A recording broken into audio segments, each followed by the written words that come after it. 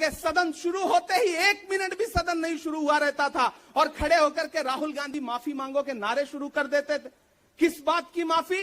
क्योंकि वो भारत जोड़ रहे हैं, वो लोकतंत्र को बचाने की बात कर रहे हैं। अरे भाजपाइयों, माफी तो आपको मांगनी चाहिए। 15 लाख के झूठे जुमले के लिए माफी मांगो, बढ़ती हुई महंगाई के लिए माफी मांगो, अच्छे दिन के झूठे वादों के लिए माफी मांगो, लोकतंत्र को कुचलने के लिए माफी मांगो, महंगाई के खिलाफ माफी मांगो, 400 का सिलेंडर 1100 रुपए करने के लिए माफी मांगो, 58 रुपए का पेट्रोल 100 रुपए का करने के लिए माफी मांगो, हिंदू को मुसलमान से लड़ाने के लिए माफी मांगो, सिख को ईसाई से लड़ाने के लिए माफी मांगो।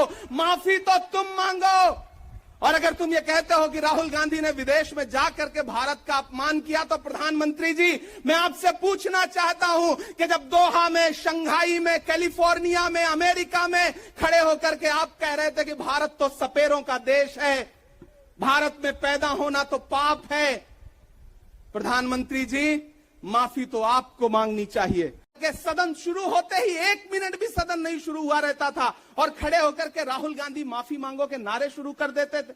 किस बात की माफी? क्योंकि वो भारत जोड़ रहे हैं, वो लोकतंत्र को बचाने की बात कर रहे हैं। अरे भाजपाइयों, माफी तो आपको मांगनी चाहिए। 15 लाख के झूठे जुमले के लिए माफी मांगो, बढ़ती हुई महंगाई के लिए माफी मांगो, अच्छे दिन के झूठे वादों के लिए माफी मांगो, लोकतंत्र को कुचलने के लिए माफी मांगो, महंगाई के खिलाफ माफी मांगो, 400 का सिलेंडर 1100 रुपए करने के लिए माफी मांगो, 58 रुपए का पेट्रोल 100 रुपए का करने के लिए माफी मांगो, हिंदू को मुसलमान से लड़ाने के लिए माफी मांगो, सिख को ईसाई से लड़ाने के लिए माफी मांगो। माफी तो तुम मांगो।